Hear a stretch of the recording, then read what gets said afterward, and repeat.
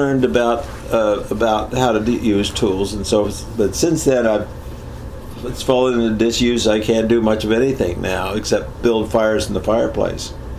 So. Well, what was it? I'm curious. This is in the 30s mostly, right? 20s and 30s, late 20s. No television. No television. What was family life in the home like? I've told you a little bit. We at home. We had books. We had radio. We'd all listen to radio together, the family. We always had family dinners together. And so you'd sit down, eat a family dinner, and then after dinner? We'd do other activities. My dad might have work.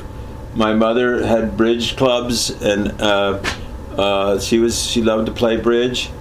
And she was involved in lots of other volunteer work, as was my dad. He was president of this and that and the other thing. He's a story in itself, and he had this wonderful law practice that Judd and I inherited. And but he innovated too, and I knew about his bringing up. He had a wonderful family. I've told you a lot about the Loder building. Was your mother? Did she have any sisters? I know she had 2 brothers, right? 2 brothers. Did she have any sisters? No. Okay. No. All right. So then, about your dad. Yeah. My dad, of course, came from Monroe City. I did tell you about that. In the 1700s. Yeah. Well, the family came over in the 1700s. Yeah, the family came over. They were from Germany, most of them. So we had a little Pennsylvania Dutch, and my mother had more of a mixture. My mother was French Huguenot, she said, and a little Scotch-Irish, and some of the Bensingers also had some other mixtures in with them. There must have been about 6 or 7 different backgrounds. Mother said also that somebody married some Native American at some stage or other, and I've never documented that or anything. Maybe it is or isn't true, but there was Catholic influence because my grandmother Loder was Catholic, and but her husband, this is that Vinton Loder, who wasn't a very nice guy, wouldn't let her go to her church, and it was a sad thing. We had some sad things happen. I lost a baby sister too, and mother was married earlier, before my dad's, and I forget how her marriage ended. But anyway, getting back to the Bensingers, my dad and his father and mother came to Stroudsburg, and they soon settled and bought a house on Main Street. Now the house is now part of the I don't know whether the Presbyterian Church has its offices in the upstairs of the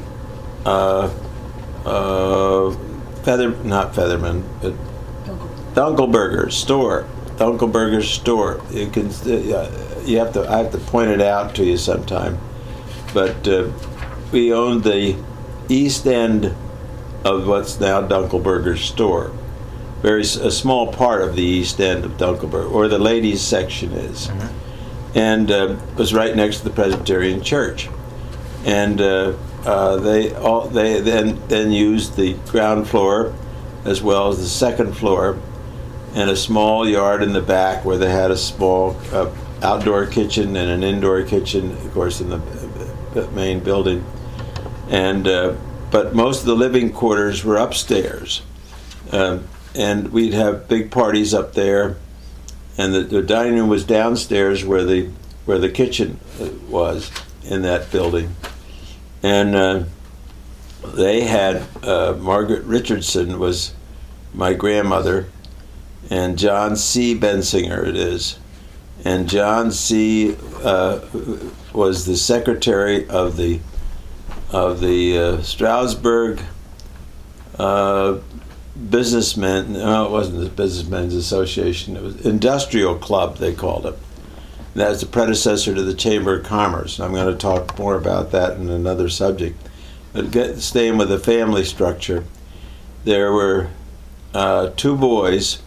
My father was the oldest, Charles Raymond Bensinger, and his younger brother was Alan Bensinger, and there were three girls. There was Emily, the oldest, and Margaret, the second oldest, and Gertrude, the youngest.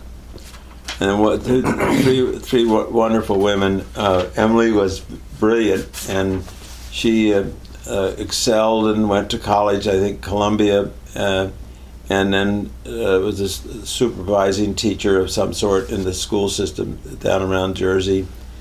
And Margaret was sweet and dear and a good piano player. Gertrude was also smart and became a teacher in North Jersey. Married a guy by the name of escapes me, Morley W. Jennings. His name was a real character, Princeton graduate, class of '09, I think, football player, raconteur, and would crash conventions and this sort of thing. Salesman of all sorts, card tricks, explored the Amazon, and drove a Cord automobile, which wowed all of us kids.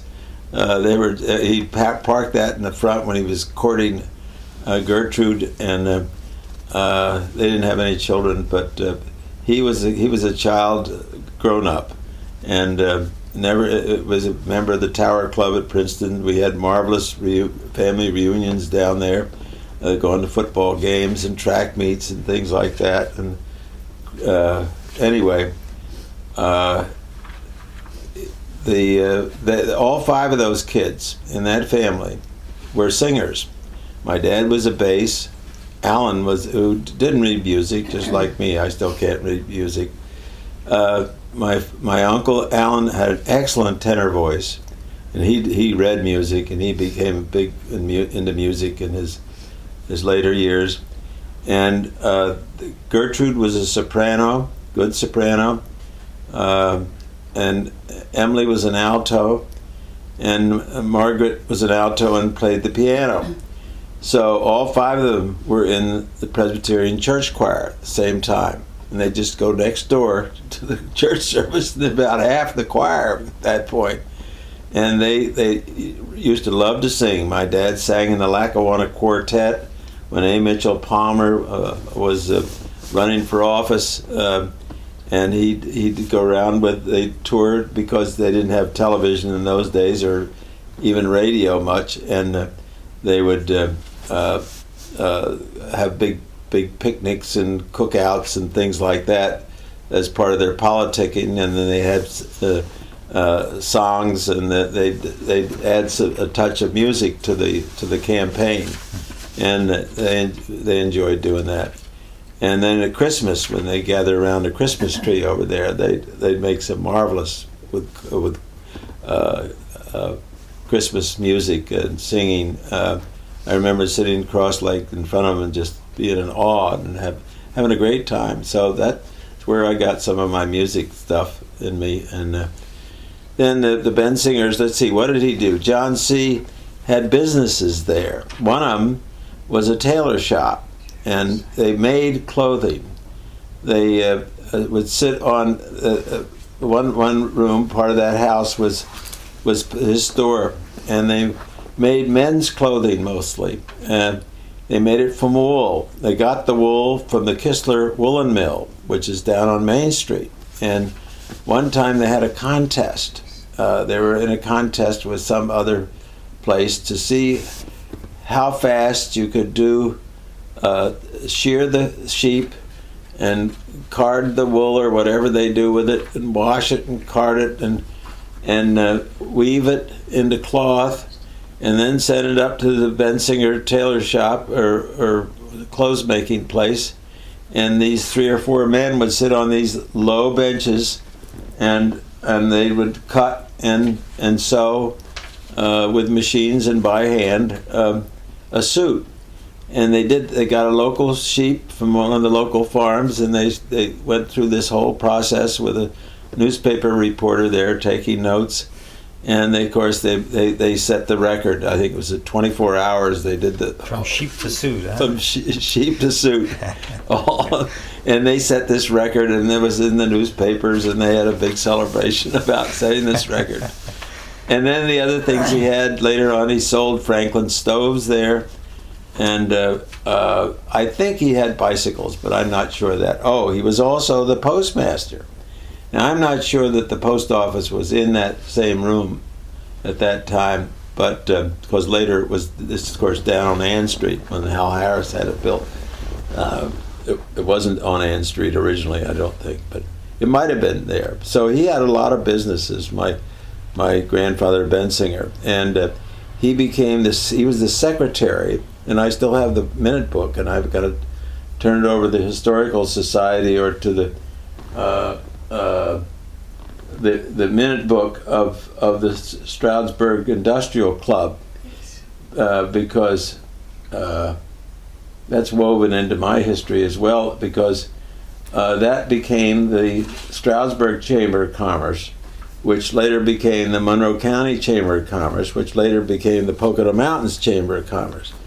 And my dad was president of the Chamber of Commerce at one time, and I was president of the Chamber of Commerce at one time. And then on the industrial development agencies, I spent 42 years, I think it was, on the boards of those. I helped found Pocono Mountains Industries, and I was on that. I'm the last survivor of those original directors and stuff, and I really enjoyed the work on that. I was the secretary of the Stroudsburg, the Pocono Mountains Industries, and of the Monroe County Industrial Authority, and one other agency that are all linked together that attract industry. And what interested me a lot was the minutes. I read the minutes of this my grandfather kept in the book, and they did back in the 1915, 1917, 20s. They did the same thing that we do now. They attracted industry, businesses to the Poconos from Jersey and New York, those other places. They attracted a glass company at one stage, and you read the minutes, and it describes how they issued bonds to they contributed money or bought bonds and to help finance the construction of the glass works, maybe a brewery or some other things. There were several breweries in town, and we do the same thing today. We have Pennsylvania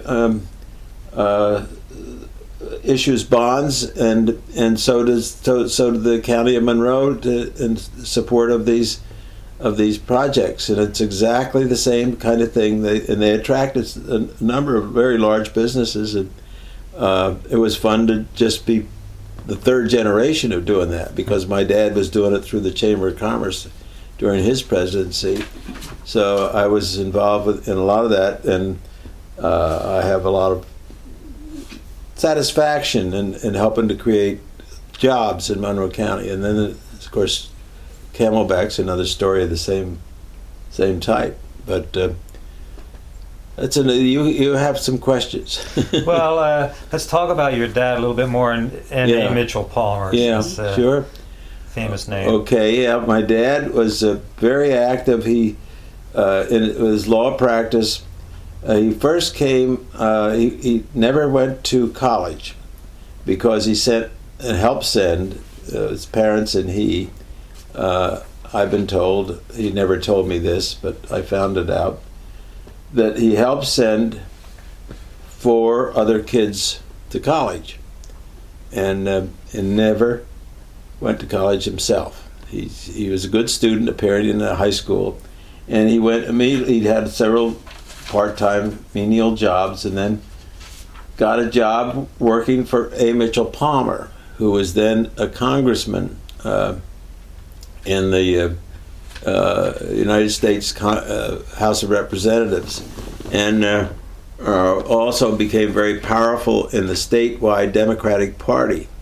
I never fully understood how my dad could be a lifelong Republican when he worked for Palmer, but nevertheless, and he helped Palmer get elected and stuff like that. So they got a job doing what with Palmer? He was just a clerk, and the idea, though, he was to study law.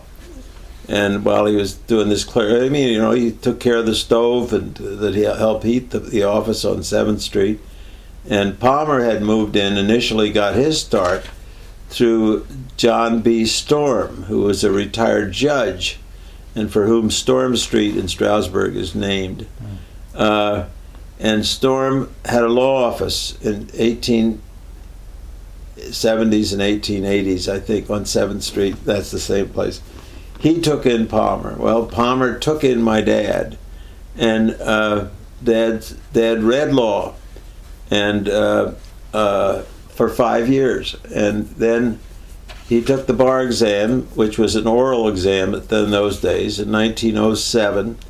And Palmer was his preceptor, but also was the judge of whether he passed the bar or not. It was an oral exam. It wasn't as tough as it is now. Yeah. But he had to know some law, and if you've studied for 5 years now, law school is only 3 years now. But he didn't have the undergraduate of college to deal with, to help him with it. But he learned by studying, and he became a very good lawyer.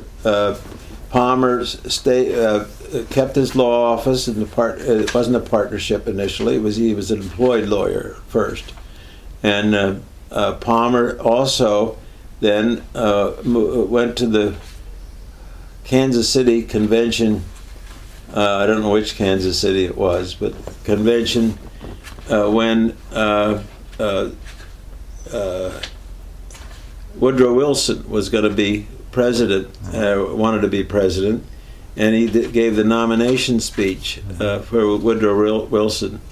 And then when Wilson was elected, of course, he rewarded Palmer by appointing him Attorney General, and I guess he was approved by the Senate, because you had to be, I think. Anyway, Palmer also had an office in Washington, D.C. Somebody in Stellwagen and something like that. I can't remember the name of it. But he maintained an office in Stroudsburg. And that chest, where the television sits, is a A. Mitchell Palmer chest with his name right on the front of it. And he used to use that when he'd ship his papers from Stroudsburg, from East Stroudsburg, I should say, over the railroad down to Washington and back and forth. He used that to carry his papers in. Did Alan have something to do with that office? Who? Alan Bensinger? Yeah. Yeah, he briefly worked for Palmer, but he didn't. He also worked. Alan was then. Alan's history very quickly is that he went to East Stroudsburg Normal School, or whatever it was called then, 2 years, and then transferred to Yale undergraduate, and graduated with honors from Yale and went on to Yale Law School, and then went to Philadelphia ultimately and was hired by Bell Telephone of Pennsylvania, and became the solicitor for Bell Telephone, the number 2 lawyer. He wasn't chief counsel. His boss was chief counsel. In the Philadelphia office of Bell Telephone of Pennsylvania, and is a very good corporate lawyer, of course, and practiced the rest of his career, which was long, and in Philadelphia with Bell of Pennsylvania. So you're a first-generation Dartmouth man, then? That's right. Well, my brother Chud first, before me. I see. From East Stroudsburg High School, we didn't get into Dartmouth right away because we weren't smart enough, and we had to go to prep school a year. Each of us did, and then we got into Dartmouth. I never could get into Dartmouth now. It's much too difficult. But it wasn't as hard because they had they still do to some extent, a geographic selection process. And in those years, the 30 and 39, I mean, and 40. Yeah, my brother was class of 36. No, he was class of 40. He was class of 40. But he went there in 40 and got in, and I got in, and he graduated in 40. Went in 36 and graduated in 40. I went there in 40, and my class would have been 44. I was split up by World War II, and that's another story too. But let's see. We were on Allen. Allen was the longest lived of any Bensingers that I know of. I think he was 94 when he died. And I settled his estate, as a matter of fact. I drew his will, and he became very close to us when he was retired. After he retired, he used to come up very often and stay in this house, and sometimes in my brother's house. And we'd play golf or something like that. He taught us really a lot about tennis. Chud and I both played a lot of tennis. And that was one of the sports that we learned early on. Actually, at East Stroudsburg, the college again, they had clay tennis courts, 2 of them, end by end to end, and they were right on Normal Street. And when the varsity would go in for meals, we would be hiding around there someplace, and we'd rush onto the courts and play, but nobody else was using them. All the students were in for their meals, and we got tennis rackets. Our family bought us tennis rackets, and we learned to play there. And then there's another place we learned to play tennis, or played tennis, was in South Stroudsburg. There was a private courts. What was Ruth remembers the name of the guy who had those courts. They were about where the Days Inn is now. The Days Inn is now, yeah. And we'd play on those courts. And then at Shawnee, we were involved with Shawnee. My dad was represented the Worthington family, who owned Shawnee in those days. And so he was a member of the country club and played golf there. And he'd invite Chud and I to play sometimes with him. But other times we'd play tennis. And they had 2 nice courts. And there we met not only Tom Waring, Fred Waring's brother, and we played with him sometimes. Jack Pine, another guy who was one of my best friends for a long time. We were very close friends with Jack Pine. Although he would have been in the age he's my brother's age, and he is deceased now. But tennis was fun. And then, still hanging with tennis, I played with son John Bensinger, and he and I used to play down at the Stroudsburg High School courts and East Stroudsburg University courts, and then I went away to summer camp in Maine, and we played tennis there, and it's called Camp Kingsley, and that's another story. You're running out of time. No, I'm not running out of time. I just want to make sure this is still, okay. Looks good. And getting back to the Bensingers, I wandered away, but okay, Camelback. I have to give him Camelback too. We'll do another session. Well, we may have to. That's okay with me. Yeah. Did you ever meet A. Mitchell Palmer personally? You must. Yes. Did you have any impression? They lived on Thomas Street in Stroudsburg. Did you have the impression at the time that he was a great man? Well, yeah, I knew he was a big shot, but I wasn't. I was still very young when he died. I think he died in the 30s, and I remember going to a big party at his house with my parents and my brother, Chud, and he had this gorgeous big room. Of course, they had an elevator in their house. It was the only house in Stroudsburg that had an elevator in it.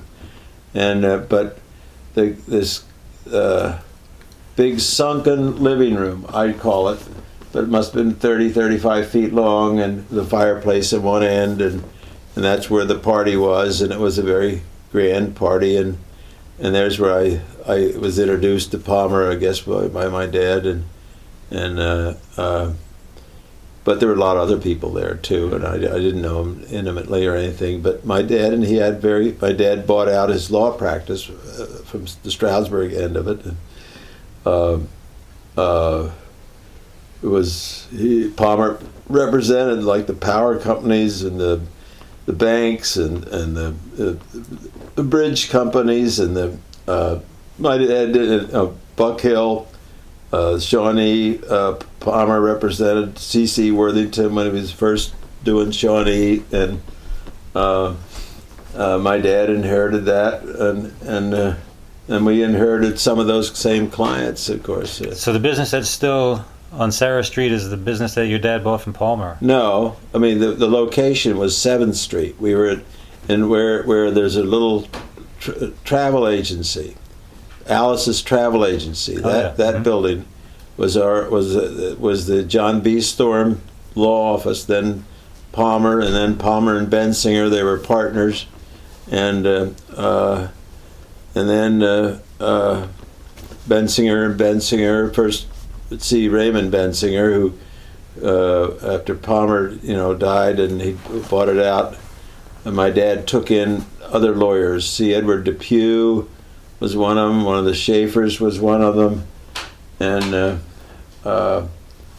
was one other lawyer in there briefly.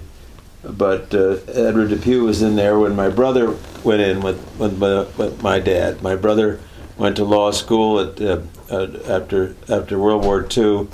Went to law school and University of Pennsylvania, and then when he passed the bar, he went in with my dad in 1947.